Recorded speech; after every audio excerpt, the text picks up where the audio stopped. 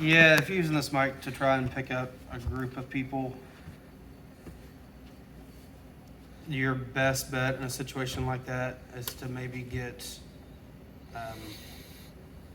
for every 2 to 3 people, a condenser mic.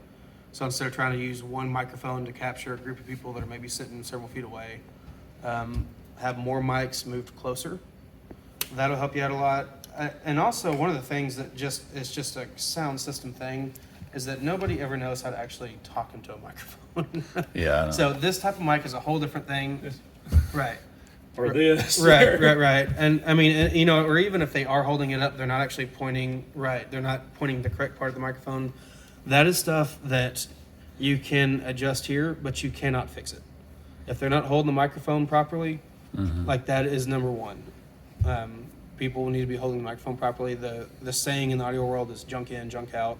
If they're using the microphone in a junky manner, quote unquote, you just can't fix it. The fix for that is hold the microphone up, hold it where they need to.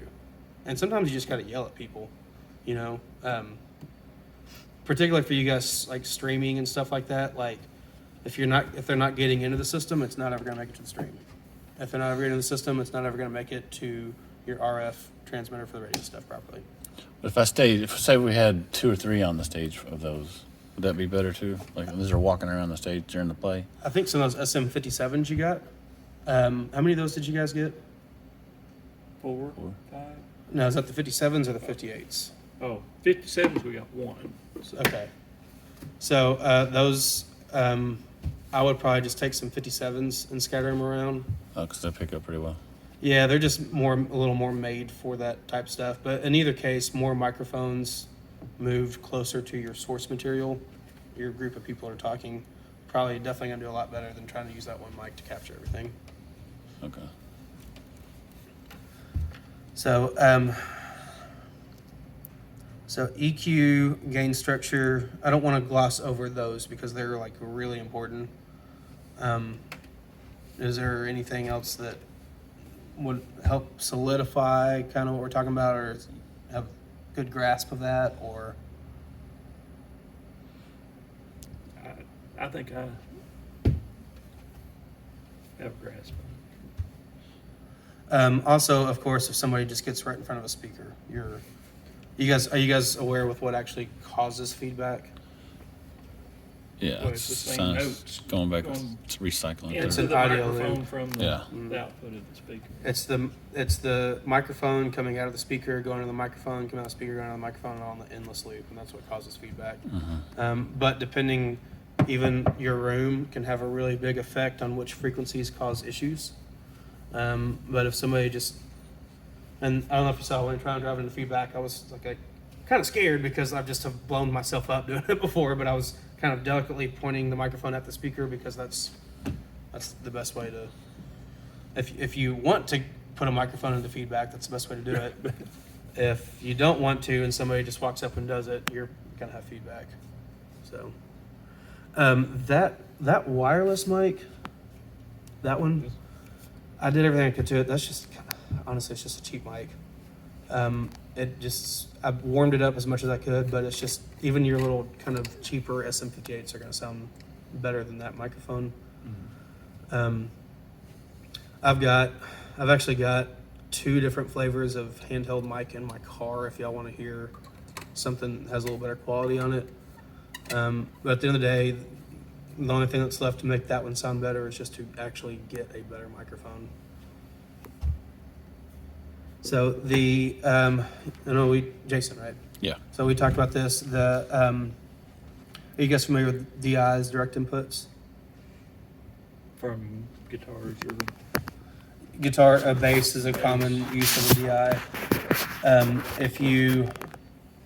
For the buzz you're getting from the PC as well as that TV, so the buzz from the PC is most likely an electrical grounding issue. The quickest, cheapest, easiest fix for that is just to get a ground isolator barrel, little 3-plug to 2-plug thing. They're like $2 at the hardware store. And if you take that power cable from that PC, plug it into the ground isolator and then plug it in, it will most likely fix that issue. If not, is my phone still here somewhere?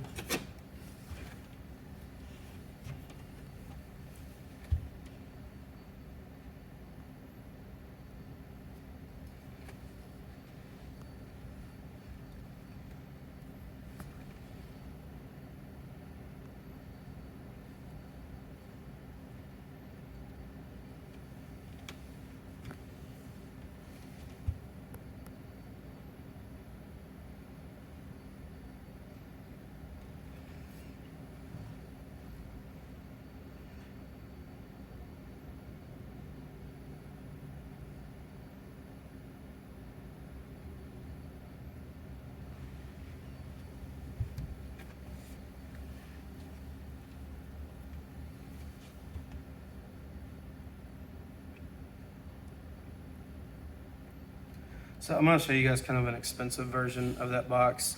You can get DIs on Amazon for 40 or 50 bucks. The one I'm going to show you is about 120 bucks, but it works really well, and it's got multiple different connection types. I know you guys have seen, even with just your system here, there's about 20 different flavors of audio connection, right? Mm-hmm.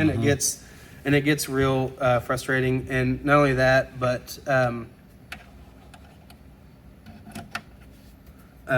whether it is balanced or unbalanced, at the end of the day, copper is copper, and all this stuff is just traveling over copper. But whether it's balanced, whether it has that inverse or not, is really important. So sometimes you can adapt, and let me think how to say it properly. Sometimes if you adapt and you're not careful, you can wind up sending like a balanced positive, you wind up sending like a balanced negative to a positive, and in which case it's going to sound terrible. Does that, I know I didn't explain that very poorly, or very, very good, but does that kind of make sense? So I'm going to show you guys a DI that will solve those issues, but like I said, of course you get what you pay for, so.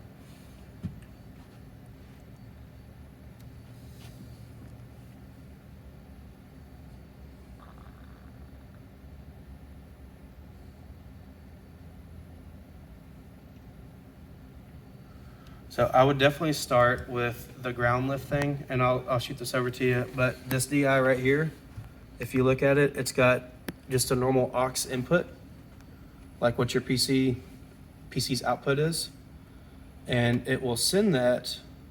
Oops. It'll send that out just a general XLR. Let's see. Oh, here we go. This is a little better. So this is our input side, and you see how it has that aux input, what we call 3.5. It's what your PC has. Yeah. And on the output side, it's just going to be an XLR. That's going to convert the signal for you. It's going to take it from unbalanced stereo to balanced mono. It's also going to have that ground lift. So if the little $2 ground isolator doesn't fix it, you run it through this box, it'll convert the signal type to something this board wants, as well as give you yet another ground lift option on there, which will absolutely clean up the signal. One of your best bets, so definitely start off, like I said, with a little $2 ground isolator. One of your best bets, though, is you need to actively be muting things that are not currently being used. So if Casey's preaching, you know that you're probably not going to be sending signal from the PC. Just mute it. I would, best practice is to have everything muted except for what you're actively using. A lot of boards will give you a mute group function. And what that means is you can assign all of your instruments to a mute group. And then whenever worship's over, you hit one button and it mutes all of your instruments for you. This one does not have that. So you'll have to actually diligently mute individual inputs. But that's also another just best practice kind of key to using this console, is to mute whatever you are not using when you are not using it. I mean, right now,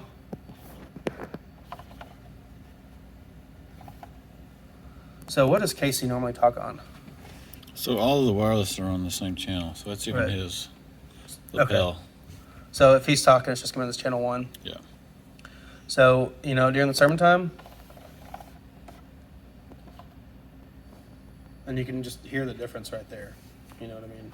So we certainly want to address why your PC has that hum, why that TV has that thing going on.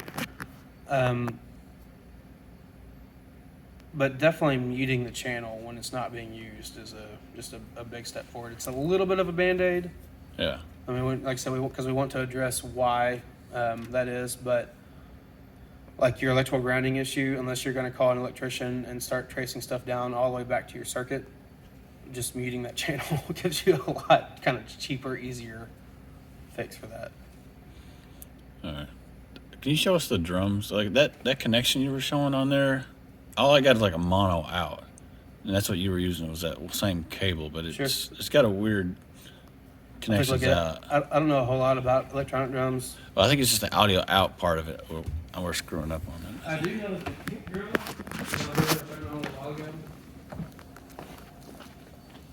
that kick drum sounds like a snare or.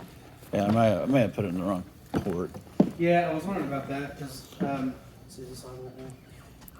It's off right now. I was just looking at, you were pointing at those pictures of these outputs, Mm-hmm. and it didn't come with none of that stuff to plug in. All I got is a mono out that I mean, that's not gonna be right?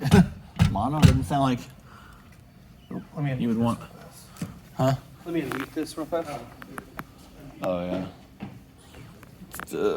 I think I got it on like a Wade's 9. Yeah. No, it's got to be powered on. It's on. Oh.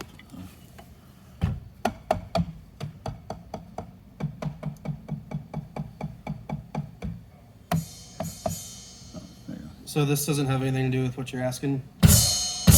Your kick should not sound like that. Oh, I though. plugged that one in the wrong one. Yeah, that's definitely not programmed to be a kick. So you can. So this currently goes over that snake over there. Is that right? Yeah. I went to 9. That's what you were plugged into. And it's humming. Yeah. Has it always done that? Yeah. So this is probably why it's humming. What is this thing right here? That's part of it too. I got plugged. Yeah. I got plugged the other one into the. It's just a splitter. Yeah, that's the only way I could come up with to plug it pulling in. on Yeah. It's nothing Yeah, connected it's to not it. hooked to anything. Okay. But I think what I did is I plugged. I may go to the other. I think I only got it on one side right now, left and right. So those are left and rights. And I plugged it into that. You're fine with just a mono send. Okay, so I just need one. I don't need to plug it into the splitter then. So, and these things, when I see things like this, I automatically just think noise. The more you're adapting your actual signal that you want, being the drums, you lose about 3 dB every time you adapt. The other thing though is you lose the true signal of what you want, but you add in outside noise the more you adapt. So same thing if you do a DI. If you plug this into the DI, it'll give you an XLR out. You can lift the ground if you got a buzz. It'll convert the signal type for you, and that's just a lot safer. Yeah. The good news is for just a 1/4 inch input. Wrong one. You can do a cheaper DI. Can I get that thing open? There we go.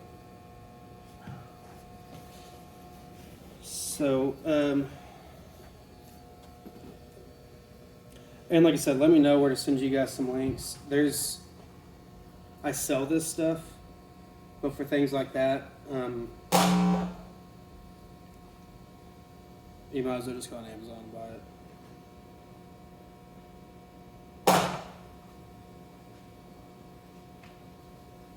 That don't sound healthy.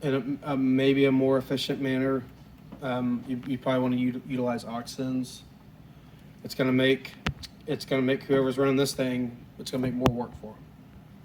But what it will do is for each of your monitors up there, you can send individual content to each individual monitor. So like your piano player says, hey, this guy on drums is like messing me up. I don't want to hear him. You can take the drums, remove it completely from her monitor, and just send vocals and her piano to her monitor, for example. Same thing if you got somebody playing bass, they probably really need to hear the drums more so than they do some other things. And so setting up aux sends is the way that you achieve that. Now, a little bit of a disclaimer because you're not actually properly wired to have aux sends currently. You are wired to have an easy, just kind of single monitor send. But like I said, I couldn't even forget. I almost came to the conclusion that basically your monitors were just daisy chained off your main speakers, but that's not the case. No, they're actually on the monitor. Okay, so can you show me, like, for example, how?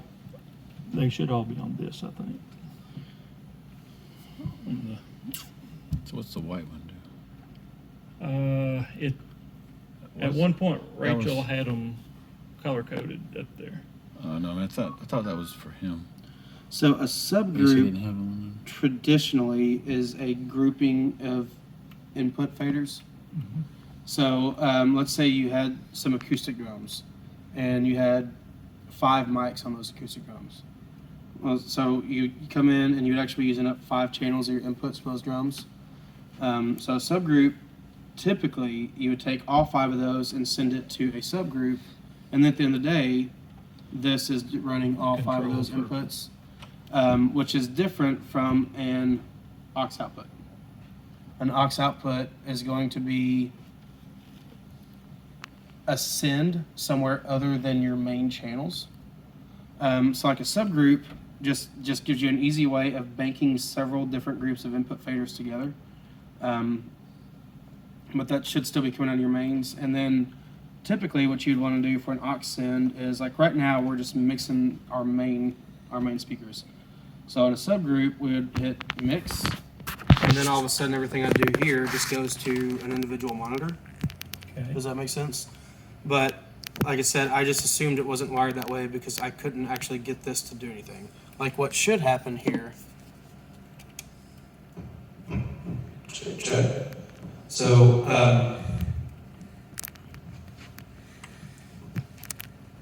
so currently I've got my main mix selected, or just I don't have Any control. an aux send selected, right? So that means I'm mixing the house, mixing our main speakers. So what should happen here is I should be able to send this to just the aux because I have that selected. But what that also means is I should be able to pull this out from the house and then send it to just an aux send, but that's not working, and it makes me think that everything is just kind of sent up to a main send output, which really is fine. How many instruments do you guys normally run? Right now it'd be the 2. the keyboard, the piano, 2. and the bass, but the bass is not Bass is connected separate, to our yeah. system at this point. So you do basically 2 sets of keys in the bass. Yes. Do they ever step on each other? Typically not. Like the keys players stay out of the bass range when there's a bass player? Yes. Okay, that's good. That's good.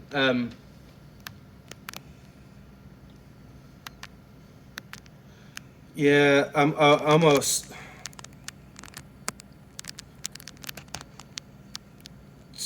To really kind of efficiently jump into that, I would have to start toning out wires and see where everything is actually wired to. Because an aux send, so what should happen is if I have aux send number 1 selected, you have one monitor up there that you know is aux number 1. And so when I select that, then when I adjust these faders, it's only adjusting the send to just that monitor. And then whenever I don't have an aux send selected, now I'm back to the main board. That's not what's going on right now. So it would probably take me a day to go back in and tone stuff out to figure out why. But a subgroup shouldn't have any bearing on your monitors. A subgroup is just a banking. So when let's just say I've got channel 2 selected. You can see right here it lit up sub 1. Mm-hmm. That means that it's sending that, it's grouping it together with anything else that's on sub 1, which looks to be everything. Yep. So channel 10 is not going, the computer's not going to sub 1.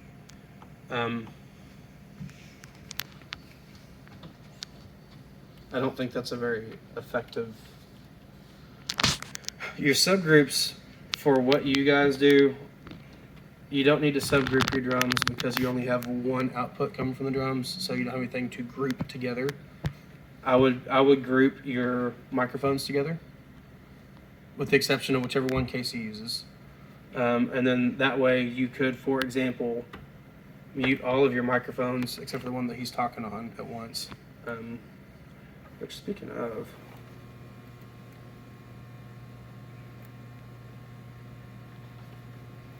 yeah, there's something weird, something weird going on.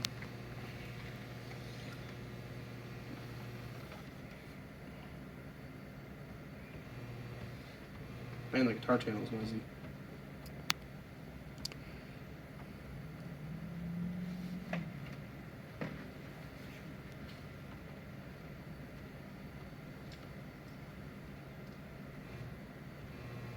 It seems to be the noisiest channel you got on here is that guitar channel. Mm-hmm.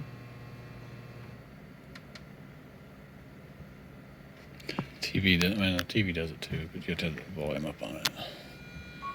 It's pretty rough.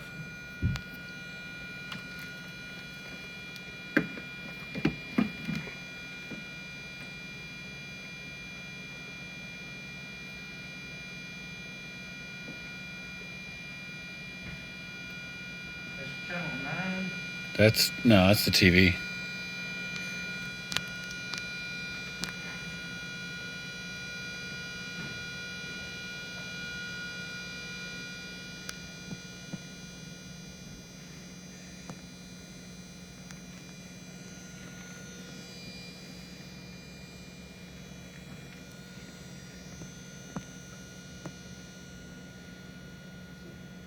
Even without the cable in it, it's still. That's the TV now. He's got that one muted.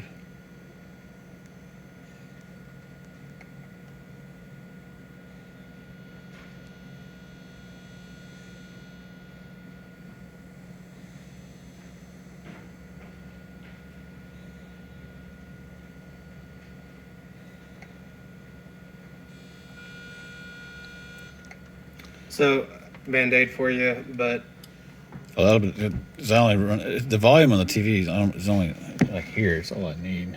It Okay. blares. So, yeah, that's perfect. well, so I just I don't know why it's so loud, but EQ'd out some of those frequencies. You might find that depending on what you're watching, it might sound a little bit weird because I like cut those frequencies totally out. So that's kind of the danger of, you remember earlier when I was saying find the problem frequency, cut it just enough to fix your issue. If you cut it totally out, you're missing portions of that audio spectrum that you want. So I've cut it totally out because that's the only way to get rid of it. But there's maybe is another little Band-Aid for you for the time being. it's in that remote.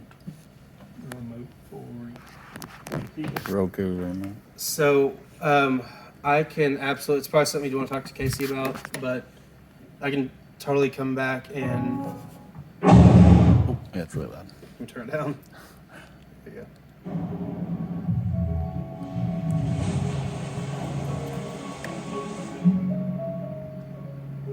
Comfort in the extreme. A Lincoln family of luxury SUVs. Sounds a lot better.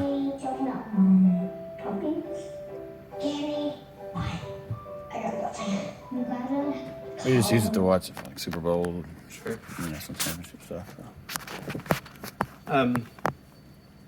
Talk to Casey if you want me to come back, and like I said, if this were me, I would want all my monitors on an individual aux in it is more work for whoever's operating this thing, and it's a lot more things to keep in mind about what's going on. Yeah, and they've asked that before, and I've tried to do that, but I guess it wasn't ever possible.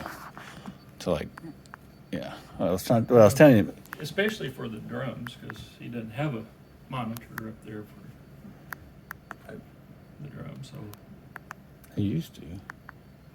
I remember that one. Well. Oh, he moved not that. only- He moved that one closer, didn't he? How many monitors? And it actually looks like you're using just a little small amplifier for the piano monitor. Is that right? Yes. Okay.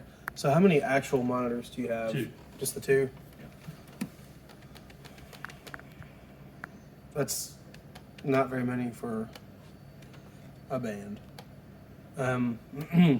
Almost at that point, what you have to do is you have to designate one monitor for the vocalist and another monitor for the band. But even depending, you can't really do that because you got pianos all the way on this side of the stage and drums on this side of the stage. So you can't have one monitor hitting all those areas.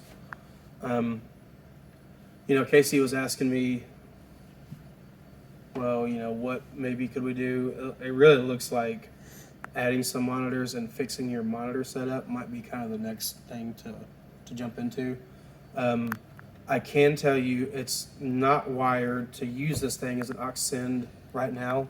I just can't tell you how without, like I said, getting in and actually tracing down cables and stuff like that. So that's maybe a good place to start. Another little thing that I did is I added just a little bit of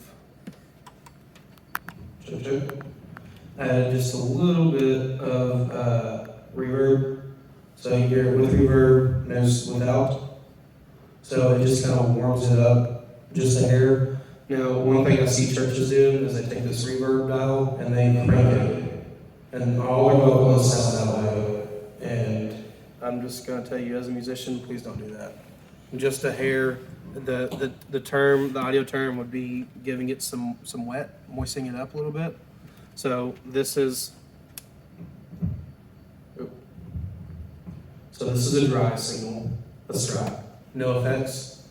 This is a little bit of a wet signal right here, so there's a little bit wet, and you can kind of hear the difference. And this would be, really wet.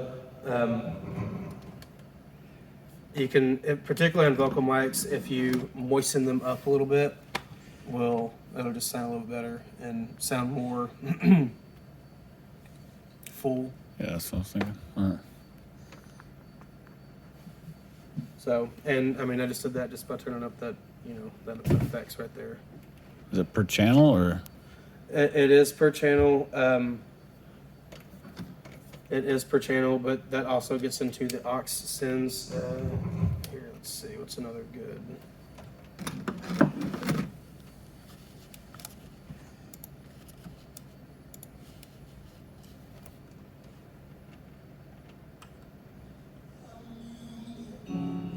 You set a table for us. You crucified Jesus. No greater love. It is per channel, but you're probably gonna get mad at me because I don't know enough about this particular console to know how to send individual channels to individual effects banks. This console is a little bit confusing. There are definitely, I think for when it was made, because they don't even make this one anymore. For when it was made, it was like cutting edge. They figured out how to make them a lot more user friendly over the years. That's something you might just want to have to dig into your manual to really kind of know. It does give you presettings for certain type of stuff, like certain female vocals and stuff. Right. Suggested stuff. I've done those a few times.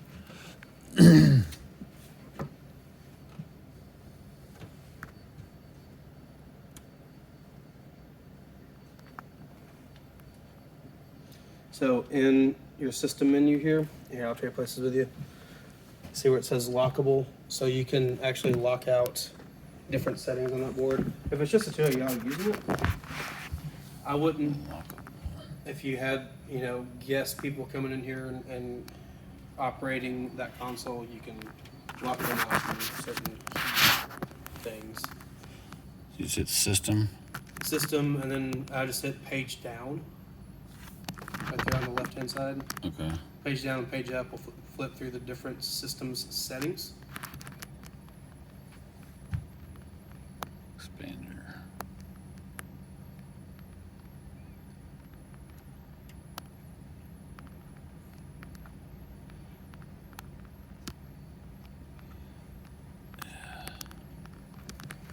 I can see that. It's not user friendly. Reminds me of some of the Army stuff I use. You have to click 3 times up to get to the level you want. There's I hate that. digital consoles didn't even really exist until some few years ago, and they have come a long way since then. The new ones all have like touch screens on them and stuff, and they're for what they're doing. I mean, you can't have an audio mixer and it not be inherently complex to some degree. Digital consoles even just way more complex than, if you know how to use them, it's really handy to have a digital console if you know kind of what you're doing. But even adding that touchscreen functionality and stuff like that, they really have come a long ways towards making them a lot easier. But that thing works, and there's no reason to pull it out and replace it just because something else want to be a little easier, you know. Yeah. So how does it actually lock? You select what you want. So you get the little rotary knob right there. Yeah, oh. Oh. You move it over. Yeah, so, yep. I think we want to keep going. Okay. And then this next button should. So I'm not going to lock anything because you guys will get mad at me when you come in here a week from now and can't do anything. But that's how you would. And so, scene is how you would. So it looks like whoever set this up initially set up a recall for you based on how they did it. Mm-hmm. So if you wanted, so I hit scene right here, right? And I selected an empty save location. And then I'm just guessing here. I'm guessing I could hit store. Yep. So I could rename it right there. Hit store. It'll save all the settings that I currently have on there. What I would encourage you to do, because there's some things that I kind of can't do without a band here, right? Yeah. Um, Yeah. That's the key to getting it tuned right. Yeah, so what I would encourage, and I can help you out with this, but I would have your people come up here and they're gonna have to be diligent in terms of, like, if you're setting up your keys, whoever else is up there just needs to be silent. Because I'm a guitar player and I know whenever someone else is doing something else, you know what I mean? Like, can't do that. But if you take each individual thing one at a time, get it set the way you want it, get the whole board set with each instrument the way you want it, and then save that scene.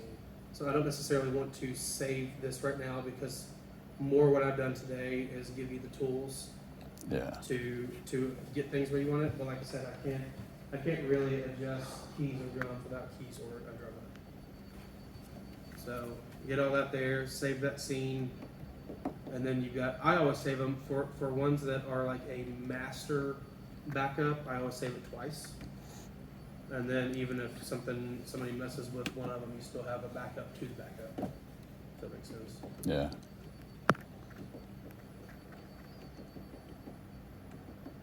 Yeah, that makes sense.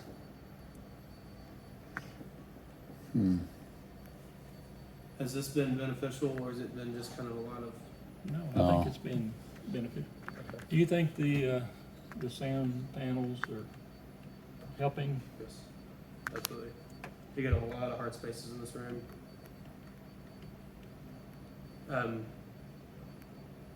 Casey was asking me about flying some of clouds. I don't think that'll do any good because your ceiling's already mildly soft. If you really wanted to, the biggest thing you could do in here would be to actually carpet the floor. But definitely those are a big help over having nothing, for sure. I can't, it's been a while since Casey and I first started talking, but I'm actually hearing more of his hollering than anything.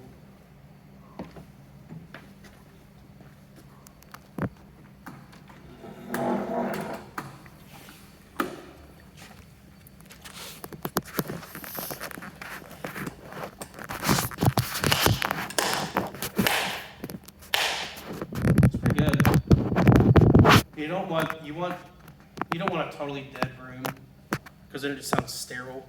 You know what I mean? So the objective with panels is to knock a bunch of that reverb and stuff bouncing around down enough to increase intelligibility, but not kill the life on something. Does that make sense? So I don't hear any slap back.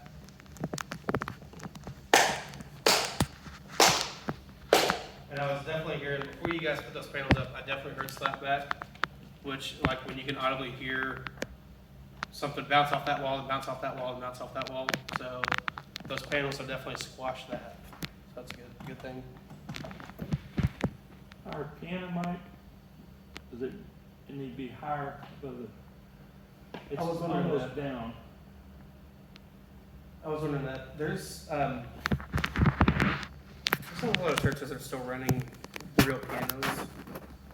I can't actually tell you that I know best practice on that.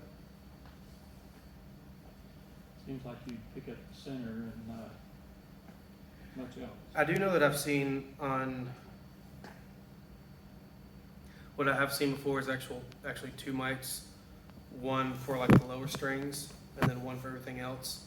That's typically when you have a subwoofer in your system, which you guys don't. But if you have a sub, you'd send your lower bass strings on the piano, your kick drum, and the bass itself to the sub. So in that instance, I've seen two different mics. He said one just for the lower register of the keys and the other one for everything else. But saying these guys are recommending 4 mics. I tell you what, why don't I get your number and I'll send you some links to this piano miking article as well as some of the DI stuff. Yeah. All right, I'm ready. Okay, it's 501, 517.